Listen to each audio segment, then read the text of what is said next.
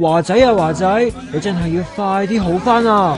好多人都擔心你啊！經理人公司再發聲明，話醫生建議佢住院2個月。華仔入住養和嘅高層套房，每日嘅房費加埋雜費要成15,000港紙噶，2個月埋單就要90萬啦，仲未計埋醫藥費同檢查費噶，估計佢出院埋單要成300萬啊！好彩已經買晒保險，可以全數 claim 翻啫。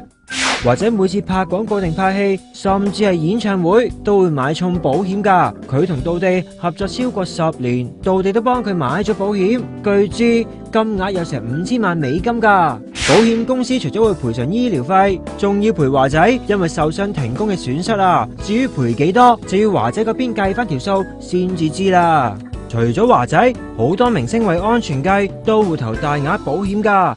好似志玲姐姐咁啊，自從因為05年墮馬意外令肋骨同胸部受傷，據知之後佢就為自己嘅胸部投保過千萬。